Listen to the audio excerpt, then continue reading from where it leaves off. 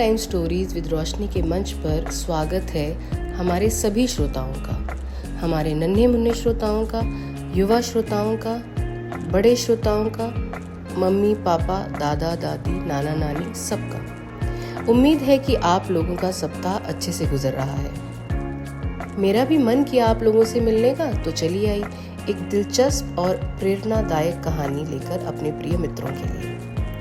आज की कहानी का चयन मैंने नहीं किया, आज सुबह की एक घटना ने किया। रोज सुबह का काम करते हुए आज मेरे दाहिने हाथ के अंगूठे में चोट लग गई। इस वजह से सारा दिन मुझे अपना काम करने में काफ़ी परेशानी का सामना करना पड़ा, चाहे वो खाना खाना था, चाहे कुछ नोट्स लिखना या सब्जी काटना। और इसी दौरान मेरे मन में ख्याल आया एकलव्य का।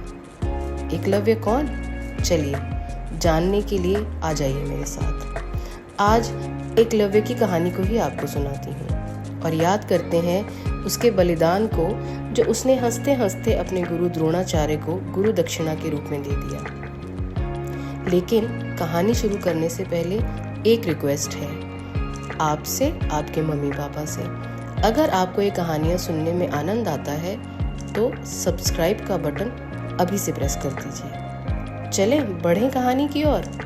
लाइट्स ऑफ, आंखें बंद और कल्पना की उड़ान शुरू।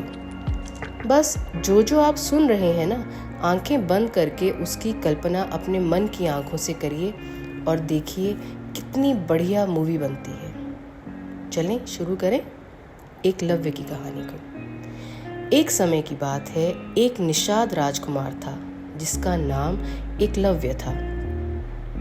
एकलव्य अपने पिता के साथ वन में रहता था। उसका सपना था कि वो एक महान धनुर्धर बने। उसने सुना था कि द्रोणाचार्य हस्तिनापुर के राजकुमारों को, कौरवों और पांडवों को शस्त्र विद्या सिखाते हैं। एकलव्य ने सोचा कि अगर उसे भी गुरु द्रोणाचार्य से शिक्षा मिल जाए तो वह भी एक महान धनुर्धर बन सकता है। इस विचार से प्रेरित होकर एकलव्य गुरुजी के पास पहुंच गया और उनसे प्रार्थना की, गुरुवर मुझे अपना शिष्य बनाइए और धनुर्विद्या सिखाइए। लेकिन द्रोणाचार्य ने एकलव्य को देखकर गुस्से से कहा, तुम एक निषाद हो और मैं केवल क्षत्रिय और राजकुमारों को ही सिखाता हूँ, मैं तुम्हें शिक्षा नहीं दे सकता। यह सुनकर एकलव्य को बहुत दुख हुआ, उसका मन बहुत पीड़ित हुआ।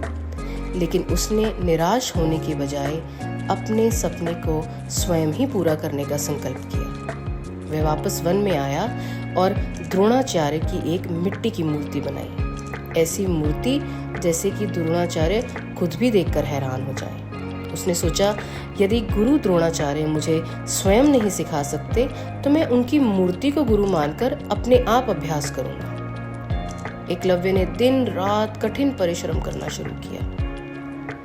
वह हर दिन मूर्ति के सामने प्रणाम करता और धनुर्विद्या का अभ्यास करता। ऐसे करते करते बहुत समय बीत गया। उसकी तपस्या रंग लाई और वह एक महान धनुर्धर बन गया। उसके धनुष से निकला हुआ तीर कभी निशाना नहीं चूकता था और उसकी प्रसिद्धि दूर दूर तक फैलने लगी।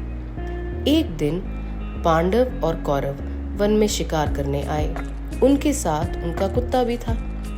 वह कुत्ता एकलव्य के आश्रम में जा पहुंचा और जोर जोर से भौंकने लगा।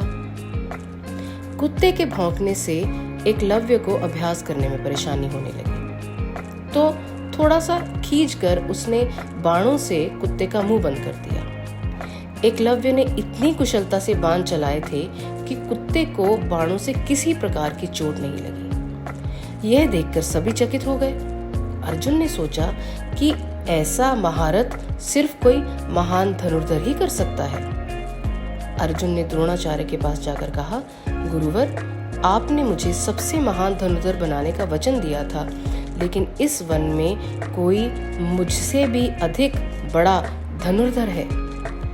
द्रोणाचार्य ने अर्जुन को सांत्वना दी और उसकी पता लगाने के लिए जंगल में चले गए। थोड़ी दूर जाने पर उन्होंने देखा कि एकलव्य जो द्रोणाचार्य की मूर्ति के सामने धनुर्विद्या का अभ्यास कर रहा था, उसे देखकर वो चौंक गए। उन्होंने एकलव्य से पूछा, तुम्हारा गुरु कौन है? एकलव्य ने नम्रता से जवाब दिया, आप गुरुवर, मैंने आपकी मूर्ति बनाकर आपको अपना गुरु माना है और आपके आशीष से ही मैंने ये विद्या प्राप्त की है। द्रोणाचार्य ने सोचा कि अगर एकलव्य ऐसा ही परीक्षित होता रहा तो अर्जुन के सर्वश्रेष्ठ धनुधर बनने की सपना अधूरा रह जाएगा। द्रोणाचार्य ने कहा, एकलव्य, यदि मैं तुम्हारा गुरु हूं तो मुझे तुमसे गुरु दक्षिणा चाहिए। एकलव्य ने प्रश्न किया, गुरुवर, आप क्या चाहते हैं? द्रोणाचार्य ने कहा, मुझे तुम्हारा दाहिना अंगूठा गुरु दक्षिणा में चाहिए। एकलव्य बिना किसी झिझक के अपना दाहिना अंगूठा काटकर द्रोणाचार्य के चरणों में अर्पित कर देता है। द्रोणाचार्य और सभी राजकुमार एकलव्य के इस बलिदान और गुरु भक्ति को देखकर बहुत प्रभावित होते हैं और गुरु द्रोणाचार्य मन ही मन उसको आशीर्वाद देते हुए चले जाते हैं। अपना अंगूठा काटने के बाद भी एकलव्य ने धनुर्विद्या का अभ्यास नहीं छोड़ा।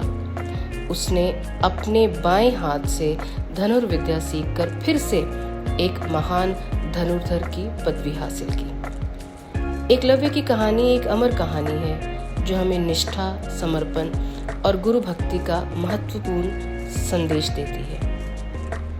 ये कहानी बताती है कि अगर मनुष्य अपने लक्ष्य के प्रति समर्पित हो तो कोई भी बाधा उसके रास्ते में नहीं आ सकती। तो चलिए आज हम सब भी ये निश्चय करते हैं कि कोई भी दिक्कत हमारे रास्ते में आए, हमें हौसला करके उसका सामना करना है।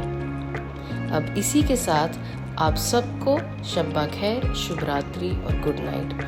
आपकी दोस्त रोशनी की तरफ से। लेकिन अपना वादा मत भूलिएगा सब्सक्राइब के बटन को दबाने का। मिलती हूँ जल्दी ही आपसे एक और रोचक मनोरंजक कहानी के साथ।